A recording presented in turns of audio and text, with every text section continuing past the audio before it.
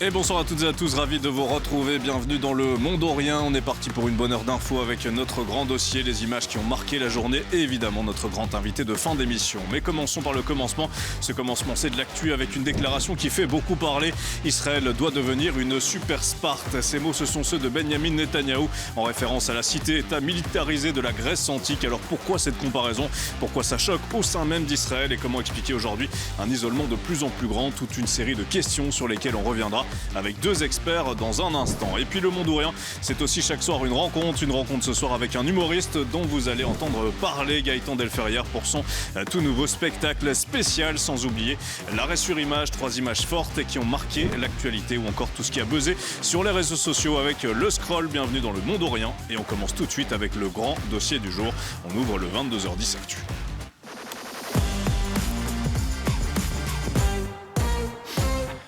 Et alors que l'armée israélienne a lancé son offensive terrestre sur la ville de Gaza, dénoncée par de nombreux pays, Benjamin Netanyahou a tenu des propos qui tranchent avec ses discours habituels. Et ce qu'il annonce inquiète une partie des Israéliens. Israël doit devenir une super Sparte. Explication avec Lionel Kremer. Ce lundi 15 septembre, Benjamin Netanyahou a reconnu pour la première fois l'isolement croissant d'Israël sur la scène internationale. Désormais, le Premier ministre a estimé que son pays doit s'adapter à une économie plus fermée, comparant Israël à Super Sparte, une cité de l'Antiquité grecque ayant acquis une place dominante à travers des guerres. Israel is isolated. Israel can't break out of the siege. And I said we will. Some of them have stopped weapon component shipments. Can we get out of this? Yes, we can. We're pretty good at producing weapons. Une société militariste et une éthique guerrière qui ont immédiatement provoqué la colère dans la société civile. Dans la rue, le slogan « Ceci est Sparte, recouvert de sang » a été repris par les protestataires. Parmi eux, Michel Iluz, père d'un otage dont le corps est encore retenu à Gaza.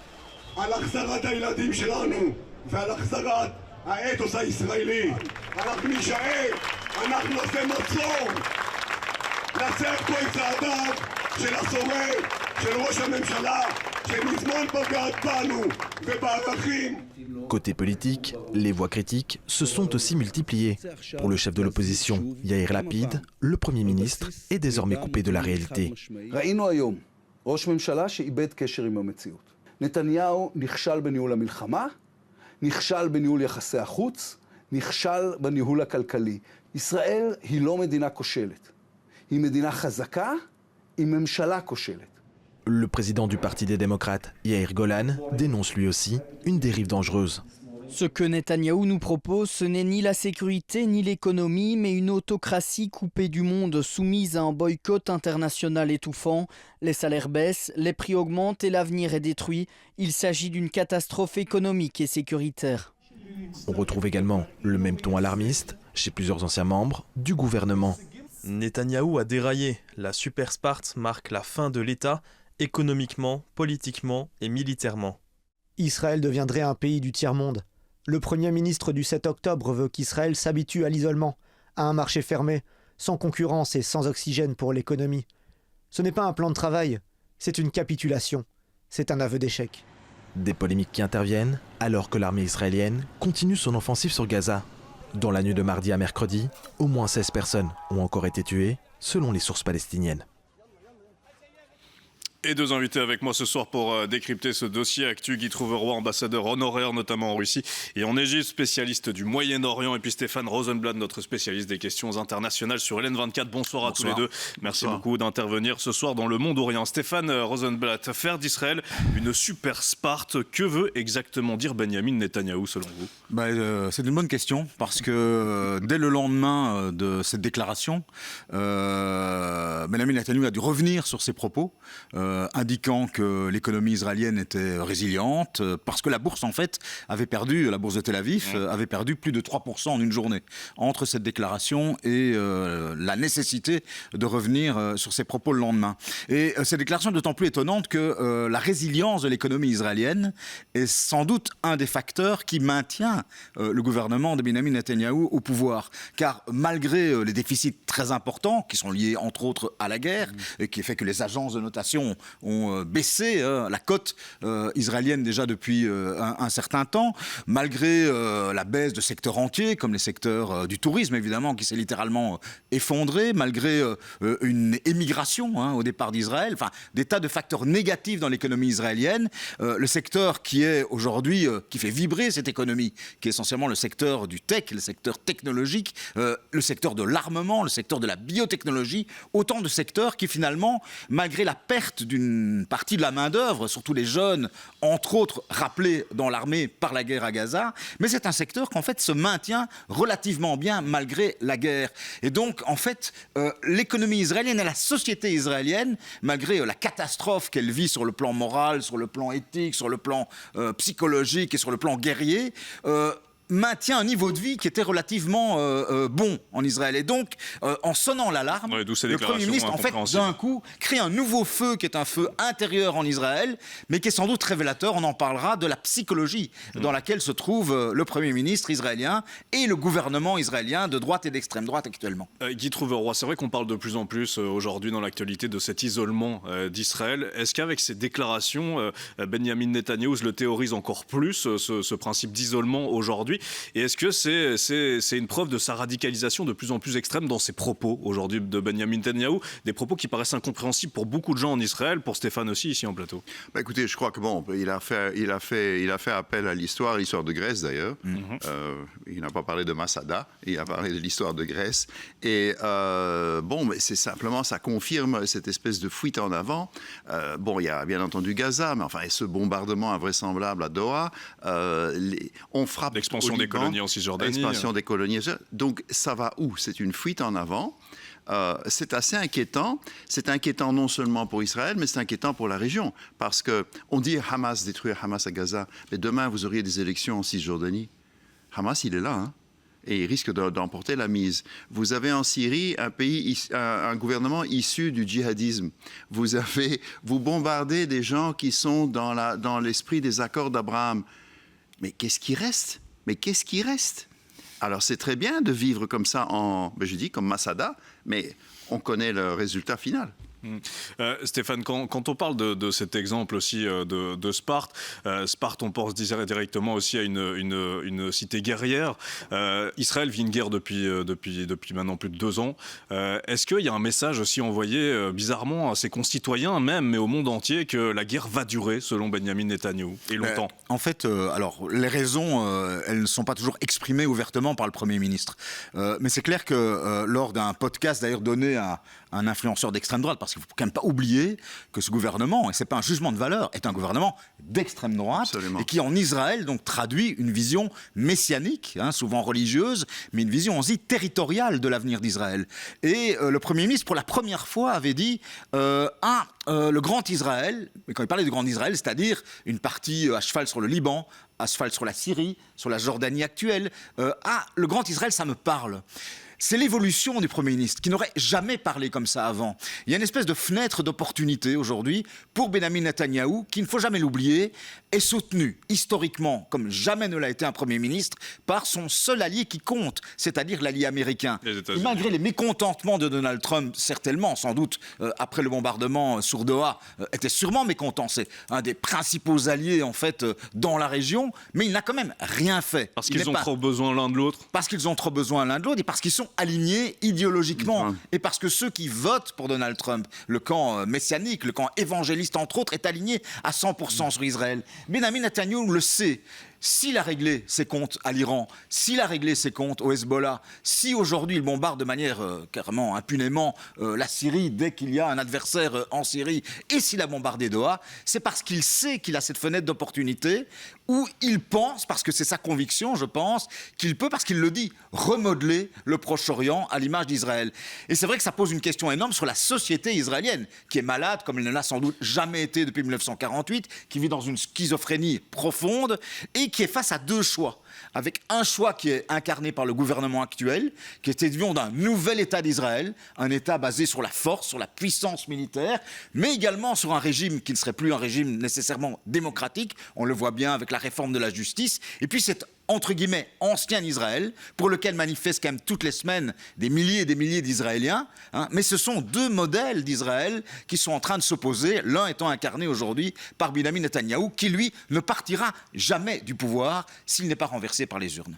Et qui trouvera, c'est intéressant quand même de parler des États-Unis aussi, parce qu'on a l'impression que Netanyahou part tout seul en va-t-en guerre. C'est vrai qu'aujourd'hui, il y a une main qui est capable peut-être de le retenir. Alors effectivement, à se poser la question de savoir si elle le fera, notamment avec un personnage comme Donald Trump. Mais le seul personnage qui peut faire ça aujourd'hui, c'est Donald Trump et les États-Unis. Il faut le rappeler. Oui. Il ne se sentirait pas pousser des ailes comme ça dans ces élans de guerre sans les États-Unis. C'est clair, et comme disait Stéphane Rosenblatt, il est mécontent, mais aussi il est mécontent de Poutine. Mais c'est pas pour ça qu'il fait quelque chose. Moi, je dis le seul boycott, enfin, c'est peut-être un peu un raccourci, qu'on me le pardonne, mais le seul boycott qui fonctionnerait avec Israël, c'est pas lui remplacer ces munitions qui tombent sur les Palestiniens à Gaza. C'est le seul boycott qui marcherait. Tout le reste ne marchera pas. Stéphane, il faut quand même aussi rappeler effectivement que toute une partie de la société israélienne aujourd'hui est totalement contre la politique menée par Benjamin Netanyahou. Il y a d'ailleurs beaucoup d'Israéliens, j'écoutais notamment les déclarations dans les manifestations, mais qui voyaient dans la référence à Sparte une dérive autoritaire. C'est une crainte réelle aujourd'hui de ne plus avoir de contre-pouvoir en Israël. Oui, et alors c'est vrai qu'on en parle peu, et c'est logique, parce que la vie intérieure israélienne n'est pas très intéressante au regard des enjeux qui sont posés à Gaza. Donc, des horreurs qui se déroulent chaque mais jour à pour Gaza. les Israéliens, il y a entre autres la fameuse réforme de la justice, c'est-à-dire Israël était quand même, au niveau démocratique, un État qui fait penser d'ailleurs aux États-Unis sur l'équilibre des pouvoirs qu'il y avait et l'indépendance des pouvoirs. Aujourd'hui, il y a une crise aiguë entre la justice israélienne. Pas oublier que le Premier ministre était encore devant au moment où en fait l'offensive terrestre était lancée contre Gaza City, il était au tribunal le matin pour des problématiques de corruption, où il risque la prison. Et il y a une Cour suprême qui aujourd'hui est en pleine débandade. Pourquoi ? Parce que le ministre de la Justice, qui n'est pas issu de l'extrême droite, mais du parti du Premier ministre, refuse de reconnaître la présidence de la Cour suprême. Jamais oublier que le procureur général de l'État d'Israël est aujourd'hui persona non grata auprès du gouvernement qui essaie de le virer depuis des mois. Donc il y a un traumatisme. Vous pensez qu'il a été choisi ce timing, effectivement, parce que c'est vrai que cette offensive terrestre a eu lieu le jour où Benjamin Netanyahou devait se rendre à la barre. Est-ce que ce timing est choisi ? Non, mais en fait, le Premier ministre, comme Donald Trump d'ailleurs, utilise et instrumentalise au maximum ses problèmes judiciaires pour essayer de montrer qu'il y a une justice qui en fait en gros lui fait perdre son temps et contre les intérêts nationaux d'Israël, et alors que plutôt il devrait s'occuper des affaires de l'État, est obligé de venir s'expliquer pour des, entre guillemets, c'est son discours, des futilités devant le tribunal. Et donc vous avez cette image qui est une image évidemment qui est parlante pour une partie de l'opinion israélienne. Ça crée encore de la confusion supplémentaire au sein de cette société qui est déjà, ça il faut jamais l'oublier, elle est ravagée sur le plan moral par le 7 octobre. Et maintenant, elle commence à peine à se réveiller sur les conséquences de ce que l'armée israélienne est en train de faire à Gaza. Mais c'est une minorité de la société israélienne qui est sensible à ce qui est en train de se passer à Gaza. Donc la problématique, elle est extrêmement grave. On rajoute à ça ce modèle de société pour Israël dont on parlait. Et on rajoute à ça, effectivement, un Premier ministre qui, aujourd'hui, n'a plus aucun frein au niveau intérieur en Israël. Guy Trouveroy, Benjamin Netanyahou, il est devenu incontrôlable. Je crois, incontrôlable, je ne sais pas ce que ce mot pourrait vouloir dire, mais ce qu'il y a pour le moment, c'est qu'il est en train de réaliser ce qui probablement il y a quelques années était encore que des fantasmes, mais qui maintenant sont en train de concrétiser ce que l'extrême droite israélienne pense depuis extrêmement longtemps, le Grand Israël, l'annexion de territoires, le reflux possible d'un maximum de Palestiniens. Cela dit, je rappelle parfois que vous avez en Israël 2 millions, donc 20% de la population détentrice de passeports israéliens sont des Arabes palestiniens. Donc il y a ça aussi. Donc je veux dire, sur le long terme, ceci n'a pas de sens. Alors il peut parler de Sparte. Qui parle encore de Sparte ? On parle encore d'Athènes, mais de Sparte, on n'en parle plus. Alors qu'ils prennent ce genre de comparaison, ça amuse peut-être sa galerie, mais je veux dire, à long terme, ou à moyen terme déjà, ça ne mène nulle part tout ça. On peut analyser ça le plus finement que l'on veut. Pour le moment, ça ne mène nulle part. Pour la stabilité, je ne parle même pas de la question israélo-palestinienne, mais pour la stabilité dans la région. Les accords d'Abraham, qui étaient, il faut reconnaître, peut-être le seul succès international de Trump 1. Mais c'est où maintenant ? Bon, c'est vrai que les États ne l'ont pas dénoncé, ces accords, mais il n'y a pas un régime, enfin pas un État arabe qui a signé les accords d'Abraham qui le mettrait en route aujourd'hui. Sa population ne l'accepterait pas. Donc, Parce que Benjamin Netanyahou a choisi la force plutôt que la diplomatie aujourd'hui, on le voit bien. voilà. Stéphane. Oui, alors sur le boycott, pour revenir un instant à cela, c'est clair que le seul danger pour Israël, c'est l'industrie de l'armement. Oui. Hein, on l'a vu entre autres avec l'Espagne qui a supprimé toute une série de contrats militaires qu'il avait signés avec Israël. Même On si le voit. Benjamin Netanyahou a déclaré nous sommes assez bons pour produire des armes nous-mêmes. Oui, bon, oui, à l'exception des États-Unis, hein, et des armes américaines, mais on voit des grands fonds de placement, des fonds d'investissement. On l'a vu en Norvège, entre autres, qui coupent des investissements, entre autres, dans des budgets de développement. Parce que de nouveau, la production d'armement en Israël est basée sur l'excellence qu'a Israël en matière de recherche-développement militaire. C'est la puissance intellectuelle de ce pays. Et c'est vrai que si on coupe effectivement l'oxygène qui mène au financement de ces programmes de développement. Jamais oublier aussi que la plus grande société, effectivement, high-tech américaine et autres, sont en Israël. Et souvent font un de leurs QG mondiaux et font travailler des milliers d'Israéliens dans ces centres de développement. Et donc c'est vrai que le seul danger, c'est pas les futures, éventuelles, pâles sanctions européennes qui risquent d'arriver contre les légumes ou les oranges venant de Cisjordanie.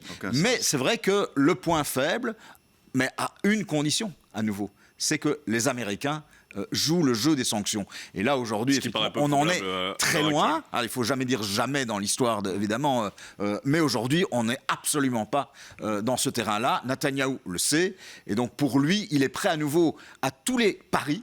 Le pari de Doha en termes de bombardement, mais y compris le pari de mesures de rétorsion qu'il va prendre lorsque les pays européens vont reconnaître la Palestine, ce qui va arriver dans les jours qui viennent, entre autres la France, le Royaume-Uni. Il y aura des mesures de rétorsion que va prendre Israël contre ces pays, mais lui, son pari, c'est effectivement le lien vital qui restera intact avec les Américains, quitte à sacrifier, ce qui est sans doute une erreur, parce qu'il y a non seulement le boycott économique, mais il y a l'image d'Israël, et l'image d'Israël et l'image d'Israël dans le monde est un facteur essentiel, je dirais, du positionnement d'Israël sur la planète. On le voit bien avec le boycott des artistes aujourd'hui, des festivals et autres. Et donc, c'est deux choses qui, effectivement, ont quand même, là, ont des impacts, mais pas des mêmes niveaux.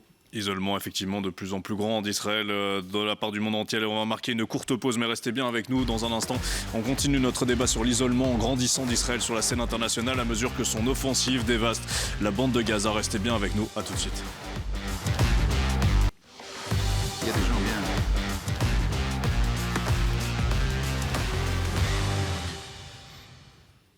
Et de retour dans Le Monde Orient, votre émission d'info du lundi au jeudi à 22h sur LN24, toujours dans notre grand dossier actu du jour. On vous le disait, la pression s'accentue sur Israël, de plus en plus isolé sur la scène internationale. De plus en plus de dirigeants parlent aussi d'un génocide à Gaza. On revient avec Marie-Jean Riès sur les dernières déclarations et on en parle juste après. Oui, on a l'impression depuis début septembre que tout s'accélère. Alors, il y a d'abord eu les sanctions. Chez nous, le gouvernement a annoncé une liste de 12 sanctions administratives et commerciales contre Israël.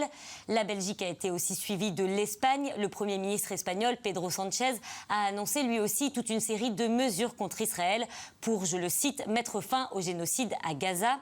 Et puis hier, la Commission européenne a présenté toute une série de sanctions contre Israël, la suspension d'accords commerciaux avec le gouvernement israélien, mais aussi des sanctions contre des ministres et des colons israéliens. Et puis, avec les sanctions, il y a aussi les mots. Mardi, une commission indépendante de l'ONU a qualifié ce qui se passe à Gaza de génocide. Le même jour, le secrétaire général de l'ONU, Antonio Guterres, a qualifié d'horreur sans précédent l'offensive terrestre d'Israël à Gaza.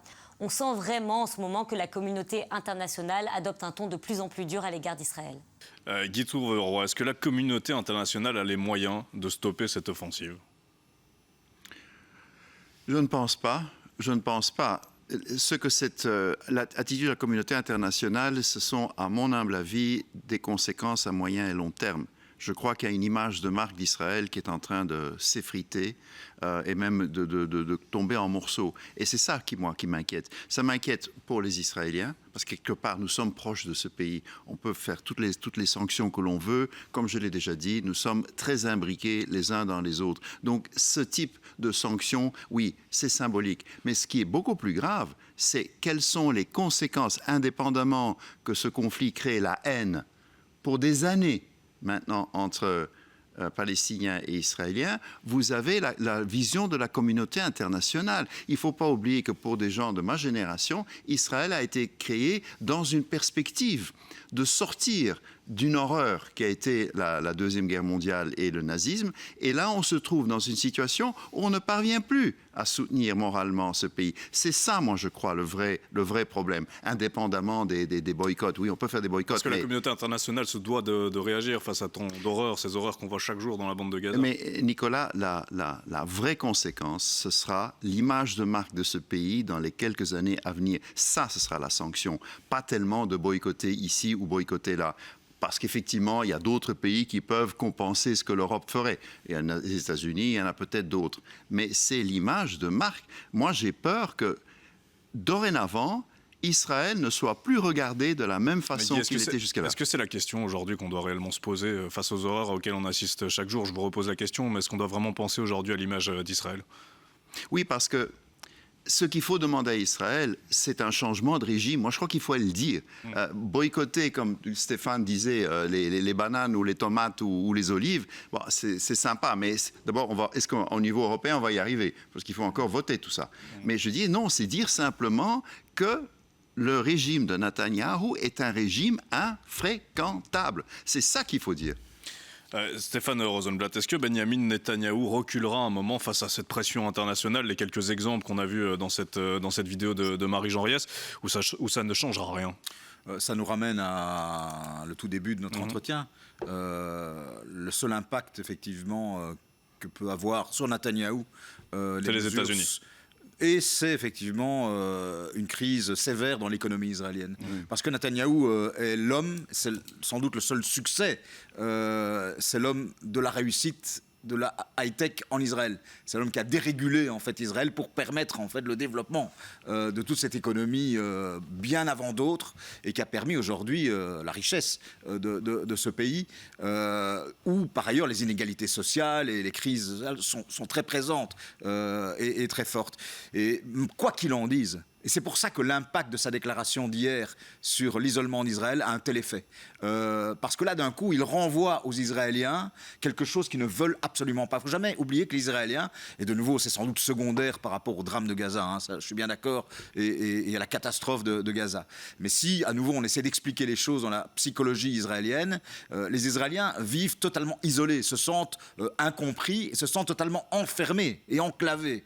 Et lorsqu'un Premier ministre dit, non seulement vous l'êtes, mais la perspective que je vous offre, c'est d'être encore plus isolé, alors que c'est un pays, ne fût-ce que par sa composition, hein, même les Juifs issus du monde entier qui voyagent, c'est un pays qui vit des échanges économiques, culturels et autres. Et donc cette image renvoyée aux Israéliens d'une perspective lorsque la paix devrait revenir d'un pays militarisé et totalement isolé dont on ne sortirait pas, est sans doute catastrophique. Et il ne l'a sans doute réalisé qu'un peu tard, d'où son retour linguistique en arrière aujourd'hui, parce que là, il touche quand même une corde très sensible aux Israéliens qui n'ont pas besoin de ça, en plus du reste de ce qu'ils ont le sentiment de vivre depuis le 7 octobre. D'où le tollé, effectivement, qui a provoqué cette déclaration au sein même d'Israël. Pour terminer, Guy Trouveroy, Marco Rubio, le secrétaire d'État américain, parle de quelques jours seulement pour obtenir une trêve, en s'adressant en particulier au Hamas. Est-ce qu'il y croit vraiment, selon vous? Écoutez, l'administration Trump et le calendrier,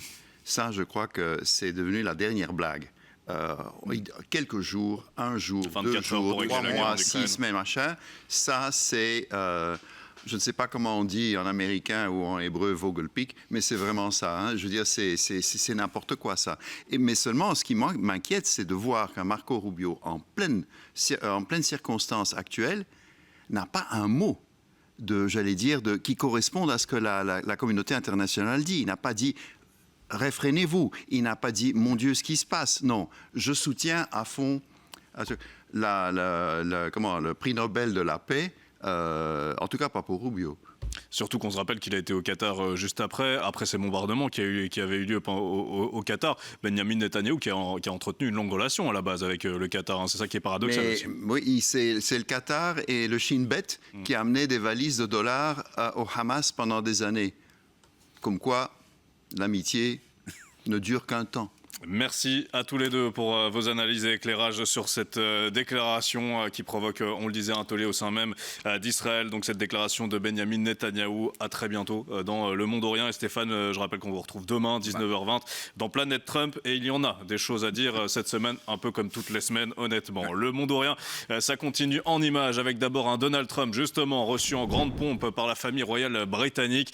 Les images aussi de cette mobilisation citoyenne massive en France. Et puis un visage, celui de Jair Bolsonaro et cette annonce de son cancer quelques jours après sa condamnation à 27 ans de prison. Tout ça c'est dans l'arrêt sur image et c'est signé Alexandre Gérard.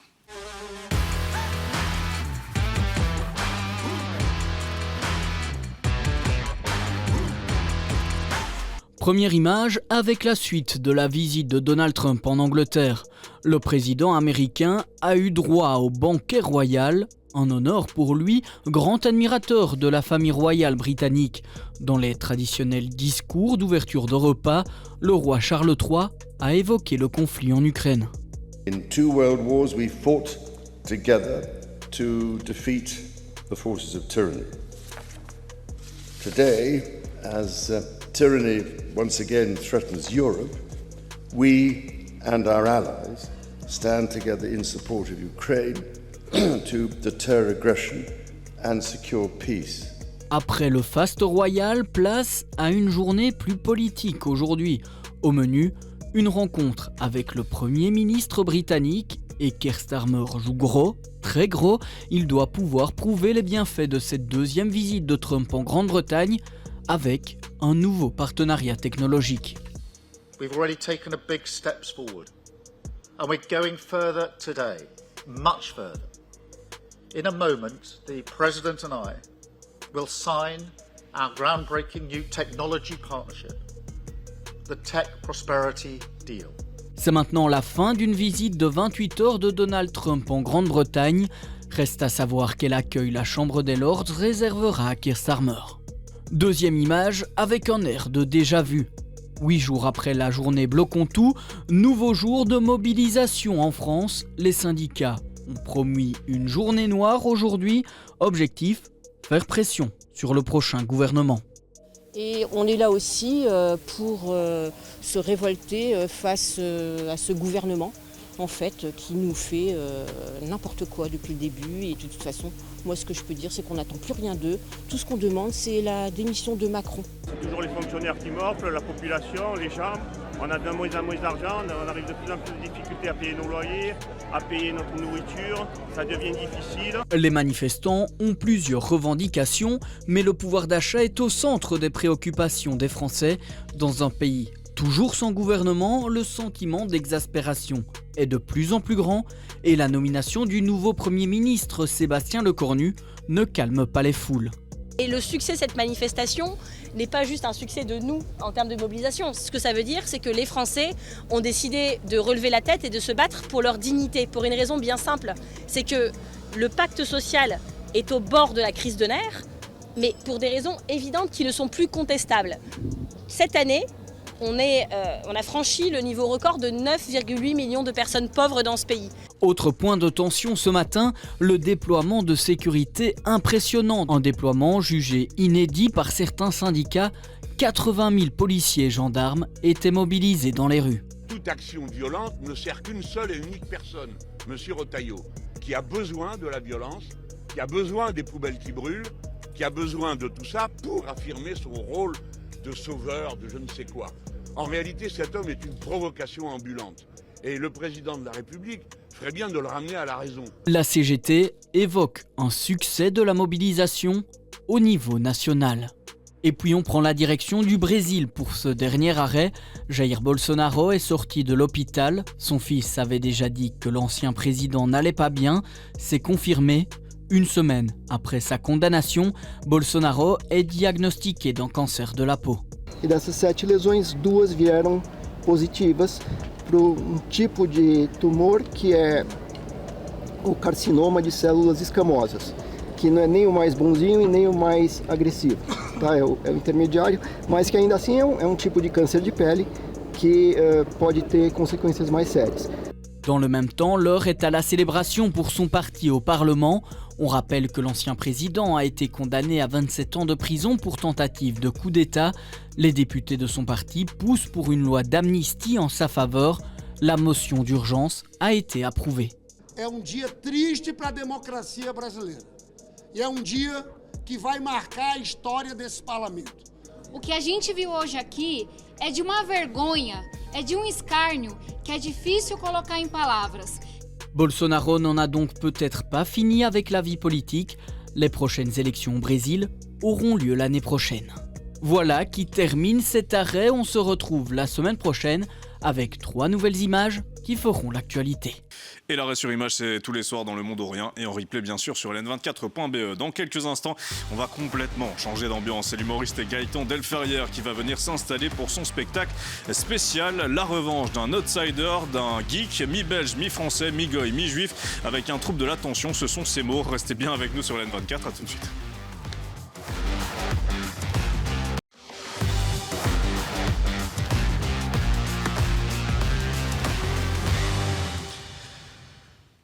Et de retour dans Le Monde Orient, place à notre grand invité, place à la règle de 3 de Gaëtan Delferrière.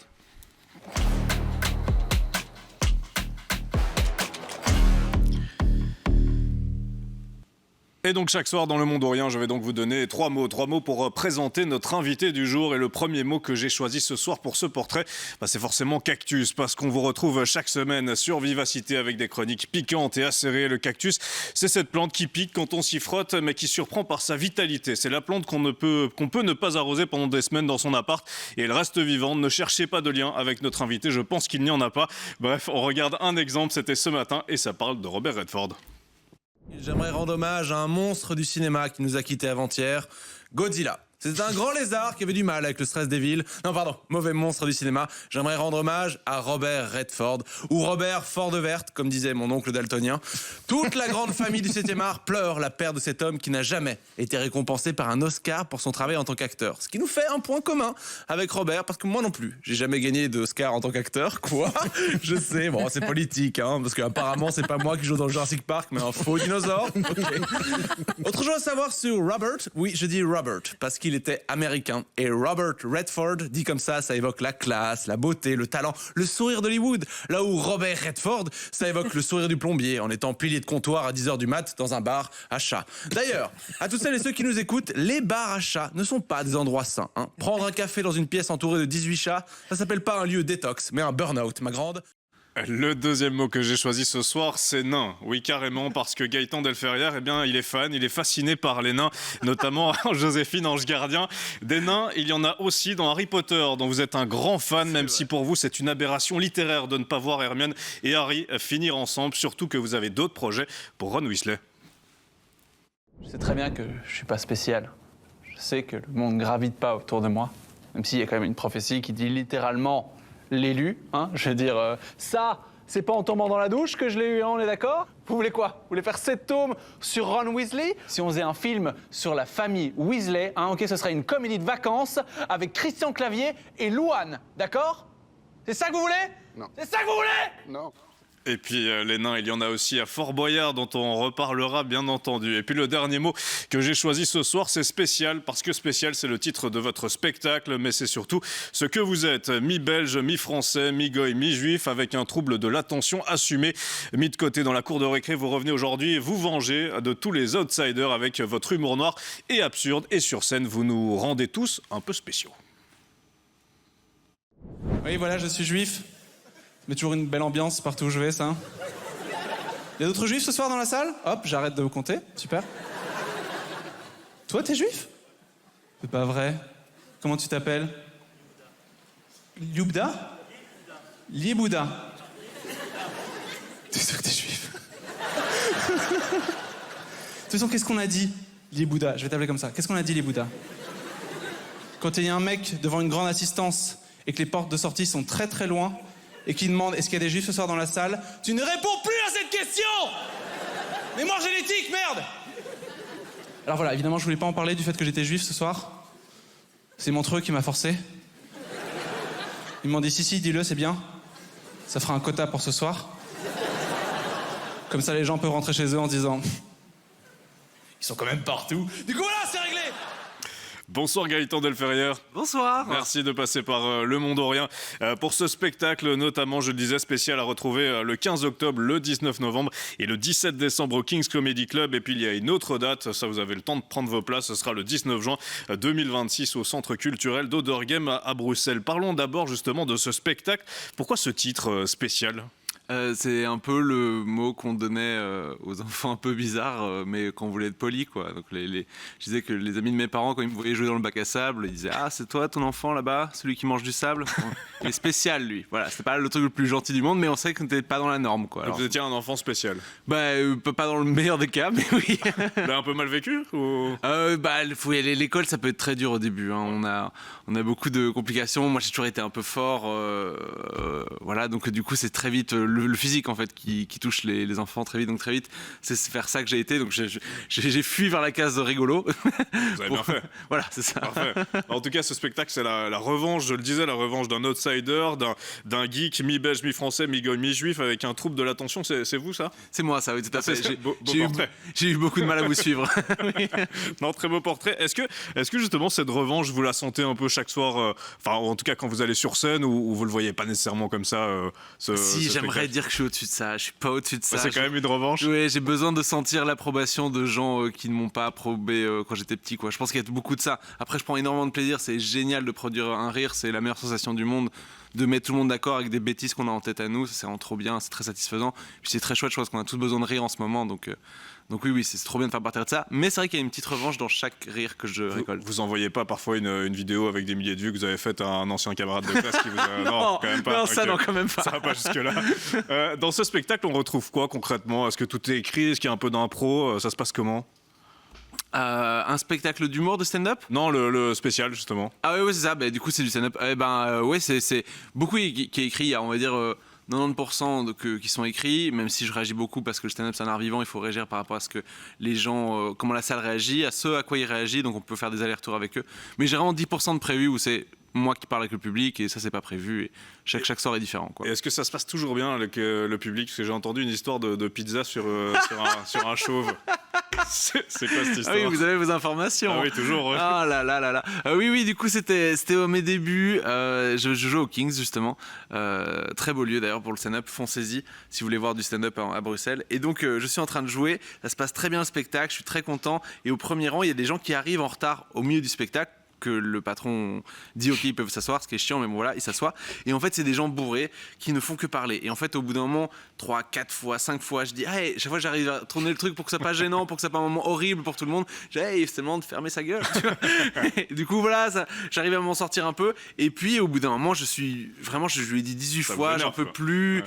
Et il a pris une pizza chaude et il avait ce crâne chauve luisant il y avait le spot dessus et puis comme une impulsion que j'ai pas pu contrôler, j'ai vraiment pris une part de pizza qui était chaude. Oh là là, qu'est-ce qu'elle était chaude. Et je l'ai mis sur son crâne. Ah, sur le crâne du monsieur. J'ai dit bon, ça suffit en fait, il faut arrêter de parler. Ah oui, ok. Et en fait, il s'est pas du tout brûlé, mais du coup, il était tellement humilié qu'il est parti. Ça devait être une belle image, un crâne chauve avec une pizza. Ouais, franchement, c'est presque fait pour. Et depuis, votre public est peut-être le plus silencieux de la scène belge. Non, après l'expérience fait qu'on arrive un peu à maîtriser ce genre de situation. Ce que j'avais pas bien faire au début. Ça fait une très belle histoire et on embrasse ce monsieur sur le crâne, comme ça. Quand on voit les définitions de votre humour, on voit souvent l'humour noir, l'humour absurde. Vous disiez d'ailleurs l'humour noir c'est la seule manière de dégoupiller les sujets tendus. Est-ce que vous avez encore des limites dans votre humour ou justement avec cet humour absurde, cet humour noir, vous n'avez pas envie de vous en mettre des limites ? C'est compliqué de répondre à ça. En même temps, oui, on se met des limites parce qu'il faut des limites de la bienséance. Par exemple, j'ai jamais entendu quelqu'un, et pourtant je suis prêt à entendre toutes les blagues possibles, j'ai jamais entendu quelqu'un faire une bonne blague sur Marc Dutroux parce que je sais que c'est trop, ça nous touche trop, c'est trop horrible ce qui s'est passé et je ne pourrais jamais faire de blague ou je n'entendrai vraiment jamais une blague qui fonctionnera pour moi. Donc, mais en même temps, je défends la liberté d'expression et l'humour noir. Et oui, l'humour noir, c'est très important. Je pense que ça dégoupille plein de choses, plein de sujets compliqués dans la société. Si on arrive à les débloquer rien que par l'humour, il y a déjà au moins une question qui se pose derrière, en fait. Donc ça, c'est très important, surtout avec tout ce qui se passe en ce moment. Je pense qu'on a beaucoup besoin de l'humour et surtout de l'humour noir parce qu'en fait, il permet de voir certaines vérités qu'on essaie un peu de se cacher. Et voilà. Donc du coup, oui, bien sûr, j'essaie de me pas mettre aux limites, mais il y a quand même la limite de la bienséance. Ça vous arrive parfois d'écrire une blague et de la lire et de se dire non, c'est peut-être pas le moment ou c'est peut-être pas. Mais c'est ça, ça. En fait, soit c'est trop chaud dans l'actu, soit c'est compliqué, soit c'est trop tendu, soit il s'est passé trop fort un drame et on a besoin d'abord de le digérer parce qu'on peut pas directement en rire. Je sais qu'on a beaucoup ces histoires qui nous reviennent sur les camps de concentration.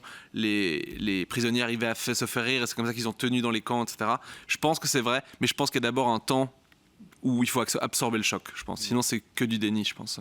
On parlait de cet enfant spécial qui s'est tourné vers l'humour. L'humour, comment c'est arrivé dans votre vie? À quel moment vous vous êtes dit ouais, moi je vais quand même, au final je vais en faire mon métier? Je pense que c'est un peu comme beaucoup de ma génération, c'est l'émission On ne demande qu'à en rire sur France Télévisions. Ouais, en fait, il y avait pas mal d'humoristes qui passaient devant Laurent Ruquier et un jury. Et en fait, c'était que des nouvelles têtes. Et c'est vraiment comme ça que je me suis dit ah waouh, mais c'est trop drôle parce que moi je connaissais que les one-man shows, donc c'était pas vraiment... C'est plus du seul en scène que du stand-up, il n'y avait pas d'interaction avec le public, ou en tout cas pas vraiment, c'était très joué, très écrit. Et il y avait Franck Dubosc qui était un petit peu entre les deux, et genre, j'ai adoré Franck Dubosc, c'est une des raisons qui m'a fait monter sur scène aussi. Ces deux spectacles sont incroyables, enfin 2 premiers spectacles sont incroyables. Puis Gad Elmaleh et tout ça. Et puis après, il y a eu cette génération stand-up qui est arrivée avec On ne demande qu'à en rire, et en fait ce que je faisais, c'est que j'étais chez moi, je regardais l'émission, et on pouvait appuyer sur pause à la télé. Du coup j'ai appuyé sur pause, et j'essayais d'écrire sur le sujet que je voyais. En fait, donc de faire un sketch sur le sujet, oui, parce que dans l'humoriste l'émission, descendait, je voyais le sujet, je me suis dit ok, qu'est-ce qui pourrait me faire rire comme ça? Et en fait, du coup, j'ai très vite écrit de l'humour comme ça. Et puis, comme je dis, socialement, je devais me sauver en étant le rigolo de la bande. Donc, il y a eu l'humour, il y a eu aussi beaucoup d'impro, parce que vous avez fait 10 ans de ligue d'impro. Ça a beaucoup aidé, ça aussi, dans votre carrière d'humoriste aujourd'hui? Ah ouais, moi, c'est mon premier amour sur scène. Je pense que c'est le premier amour de tous les gens qui doivent faire de la scène. Enfin, l'improvisation, même, je pense, thérapeutiquement, c'est génial. C'est faire confiance aveuglément en votre équipe qui est de 6-7 personnes, 10 si vous avez une grande équipe. Et en fait, c'est juste faire chaque fois des sauts dans le vide parce qu'on ne sait pas où on va, on ne sait pas ce qu'on va dire, et on doit le créer ensemble. C'est même pas un truc où moi j'improvise et tu me suis. C'est quelque chose de beaucoup plus fin que ça, et c'est quelque chose qui rapproche très fort les humains, qui pose pas mal de bonnes questions sur la connexion qu'on a et le fait qu'on n'est pas tous différents en fait, même si on nous le répète tous les jours qu'on est différents, en fait on n'est pas tant différents que ça quand on fait de l'impro parce qu'on a les mêmes mécanismes, et donc c'est quelque chose de très humain, très beau artistiquement. J'ai adoré faire 10 ans d'improvisation avec tous ces gens. Il y a justement un humoriste qu'on a reçu 2 fois sur ce plateau, c'est Baptiste Le Caplin, qui est assez bon en improvisation justement, notamment durant cette émission. Il vous aime beaucoup, Baptiste Le Caplin, il l'a souvent dit. Ça vous fait quoi aussi, parce qu'on parlait de ses modèles aussi peut-être à l'époque, Franck Dubosc, Gad Elmaleh, Baptiste Le Caplin, c'est aussi une inspiration. C'est mon modèle, j'ai eu la chance de le rencontrer, j'ai la chance de faire sa première partie. Le premier gala Montreux que j'ai fait, c'était lui qui animait. Moi c'était mon héros, et le rencontrer c'était absolument génial parce que c'est quelqu'un qui a vraiment une joie de vivre folle en fait. Ça, c'est trop bien quoi. C'est juste des gens qui sont très heureux d'être en vie et qui vous le font savoir, et ils font partager des bons moments. Quelqu'un qui peut rire aux éclats à une blague pas ouf qu'on a fait, mais ça c'est juste un bonheur. Marrante grâce à lui. Quoi. Oui c'est ça. Enfin, si on fait rire son héros, c'est que c'était la bonne blague en fait. Je le disais mi-français, la France c'est un objectif en tant qu'humoriste. Ouais, hélas, j'aimerais bien faire toute ma carrière en Belgique. Franchement, j'aimerais trop, mais je pense qu'on vit des périodes où la culture, aussi bien en France qu'en Belgique, est un petit peu amoindrie par les fonds qu'elle récolte en ce moment. Et du coup, l'intérêt que ça suscite auprès de nos politiques. Donc pour exploser, on est obligé d'essayer la France. Oui, c'est ça. En fait, la France, c'est le rayonnement de la francophonie. La Belgique ne l'est pas, hélas encore. Même s'il y a des gens qui font des carrières merveilleuses. Je pense à Guillermo Guis, qui est genre mon humoriste belge préféré. Mais même lui a dû passer par Paris, parce qu'au bout d'un moment, il y a une sorte de plafond de verre ici qui fait que si on veut toucher 60 millions de personnes en France, oui, alors il faut aller vers là-bas, quoi. Il y a des modèles aussi qui viennent des États-Unis pour vous, notamment Louis C.K., je pense, ou Dave Chappelle. J'aimerais qu'on revienne rapidement aux États-Unis, où le présentateur star Jimmy Kimmel a été privé d'antenne. Je ne sais pas si vous avez vu après ses propos sur Charlie Kirk. Alexandre Gérard nous explique tout et on en parle rapidement juste après. C'est l'un des animateurs de Late Show les plus populaires aux États-Unis. Jimmy Kimmel va être privé d'antenne. C'est sa chaîne ABC qui a annoncé la suspension de son émission pour une durée indéterminée. La faute de l'humoriste, avoir critiqué la droite américaine et l'avoir accusé de récupérer politiquement le meurtre de Charlie Kirk. We had some new lows over the weekend with the MAGA gang desperately trying to characterize this kid who murdered Charlie Kirk as anything other than one of them and doing everything they can to score political points from it. Dans la foulée de l'intervention, le patron du gendarme des télécoms américains s'est indigné. Il a menacé les chaînes qui diffusaient le show, tout simplement de couper l'antenne. ABC a donc cédé et ça fait plaisir à quelqu'un. Oui, évidemment, je parle de Donald Trump. Excellente nouvelle pour l'Amérique. L'émission Jimmy Kimmel Show, qui avait du mal à faire de l'audience, est annulée. Félicitations à ABC d'avoir enfin eu le courage de faire ce qui devait être fait. Kimmel n'a aucun talent. C'est une menace de plus pour la liberté d'une certaine expression aux États-Unis. Depuis son retour au pouvoir, le président américain multiplie les attaques, les procès contre la presse. Et donc, après le retrait de l'émission de Stephen Colbert, voilà celle de Jimmy Kimmel. Mais alors, est-ce le début de la fin des talk-shows américains? Certains se demandent déjà si Jimmy Fallon sera le prochain à être mis sur le carreau. En tant qu'humoriste, ça vous inquiète ce qui se passe là-bas aux États-Unis pour le moment? Oui, énormément. Parce qu'encore une fois, c'est comme on parlait, l'humour noir, d'accord. Mais là, en fait, on ne se moque même pas de la victime. Là, on dit juste qu'il y a une récupération politique, ce qui, voilà, est peut-être débattable pour eux, mais qui est quand même très évident, quand même, de prendre un acte horrible et de le stigmatiser, de dire que c'est la faute à l'extrême gauche là-bas, quoi. Je trouve ça fou.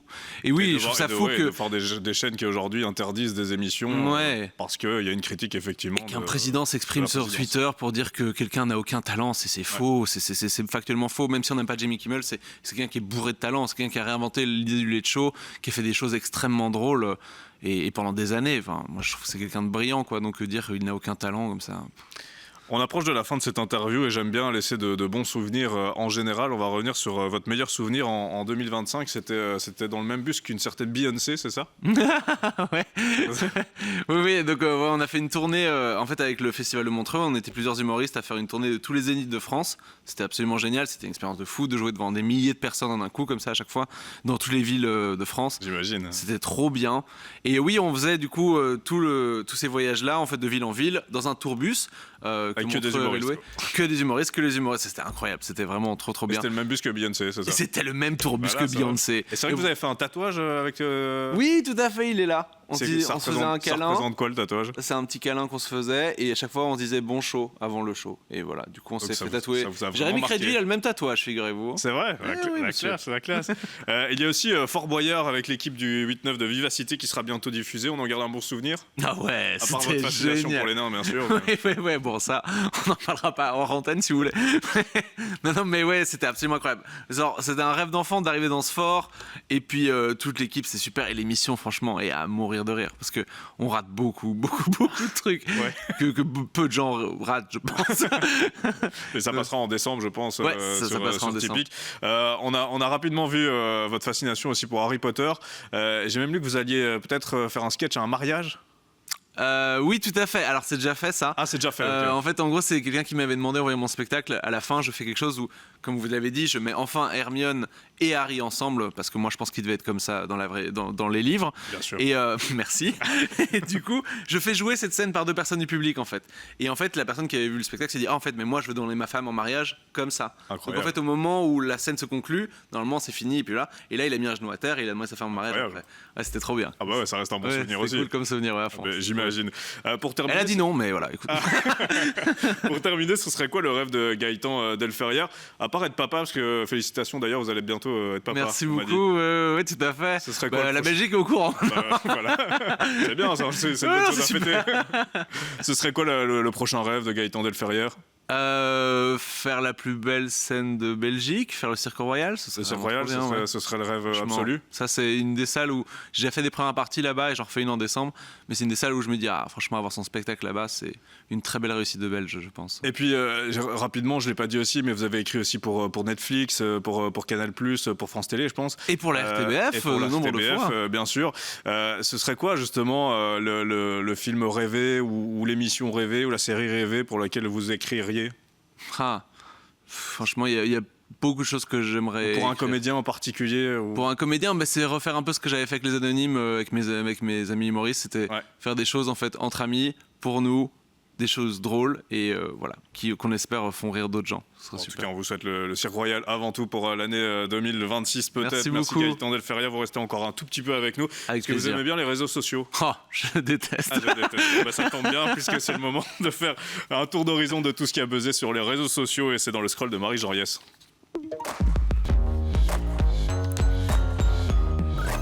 Salut Marie, on commence avec un clip qui fait polémique aux États-Unis. Oui, alors on n'en a pas parlé beaucoup sur cette antenne, mais il y a quand même une histoire qui a bouleversé les Américains ces dernières semaines. C'est l'assassinat violent dans un métro d'une jeune réfugiée ukrainienne. Alors je vous ai pas mis les images en entier car elles sont très violentes, mais moi je voudrais vous parler d'un clip qu'un rappeur américain, Dabadai, vient de sortir. Un clip dans lequel il recrée la scène et il imagine qu'il empêche le meurtre. Regardez.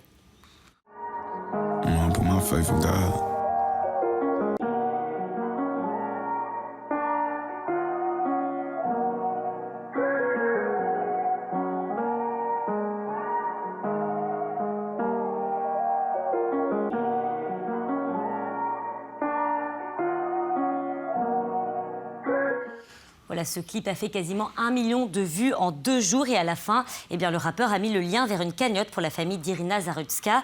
Mais cette chanson, elle a quand même suscité une grosse controverse aux États-Unis puisque Dabadai est notamment accusé de vouloir faire du buzz sur le dos de cet assassinat. Et puis tu poursuis Marie avec la fille du président camerounais qui fait parler d'elle. Qu'est-ce qu'il s'est passé? Et vous allez la voir, elle s'appelle Brenda Biya. Elle a 28 ans, c'est donc la fille de Paul Biya qui dirige le Cameroun depuis 40 ans. Et Brenda Biya, elle est très très active sur ses réseaux sociaux. Elle a notamment fait parler d'elle l'année dernière lorsqu'elle a fait son coming out sur Instagram, un acte assez courageux quand on sait que l'homosexualité est considérée comme un crime au Cameroun. Mais aujourd'hui, Brenda Biya, elle est plutôt dans la sauce, comme disent les jeunes, pour cette vidéo.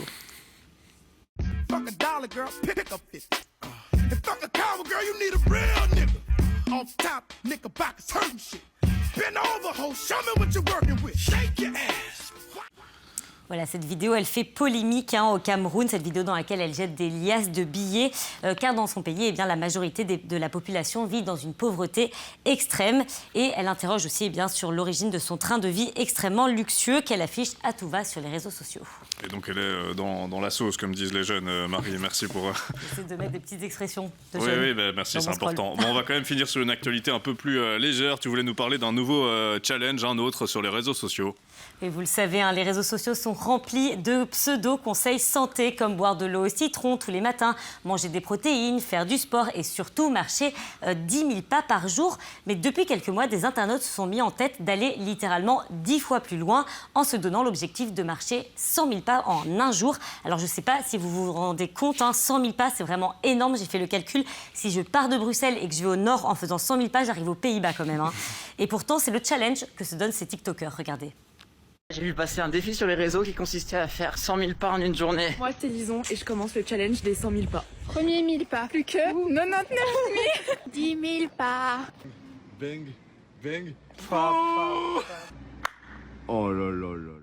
Voilà, en moyenne, départ 5 heures, arrivé 23 heures et pas toujours une réussite. Je commence à avoir envie de vomir. J'ai lâché la galette. Je suis vraiment à bout de force. Moi, c'est Lison, j'ai pas fait 100 000 pas, mais par contre, je suis en train de faire un spa.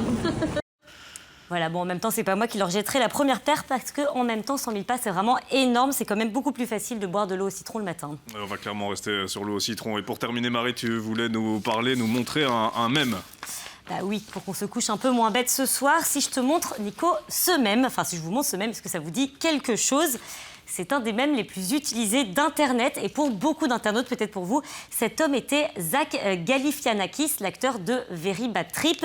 Sauf qu'en réalité, ce n'est pas lui, c'est Robert Redford dans le film Jeremiah Johnson sorti en 1972. Et il aura donc fallu le décès de l'acteur mythique pour que l'origine de ce mème revienne à la surface. Merci Marie, le scroll c'est tous les soirs dans le Monde ou Rien en replay sur LN24.be. Ça vous parle le challenge des 100 000 pas? Ah ouais, trop. Ouais, Par contre, j'ai vérifié, Marion, aucun jeune ne dit dans la sauce. Oui, c'est ça. Plus aucun. Surtout Marie est encore très jeune et n'a pas atteint la trentaine. Donc vraiment, voilà, on est quand même pas une émission de trop vieux ici. Donc pas 100 000 pas. Non, ça c'est non. C'est pas 100 000 pas. 5h, 23h, c'est un boulot. Ça, non, mais je vais pas le faire non plus. On reste sur l'objectif du Cirque Royal. Gaëtan Del Feria, merci encore. Je rappelle donc votre spectacle spécial à retrouver le 15 octobre, le 19 novembre et le 17 décembre au King's Comedy Club. Et puis on vous retrouve tous les les jeudis matins dans le 8-9 sur Vivacité. À très bientôt sur LN24. Bon, le Mondorien, c'est déjà terminé, mais on se retrouve lundi avant le grand retour, avec le grand retour de Jim. Merci à Richard de Wulf à l'édition. Merci aux équipes techniques. Le Mondorien revient donc lundi soir 22h sur LN24.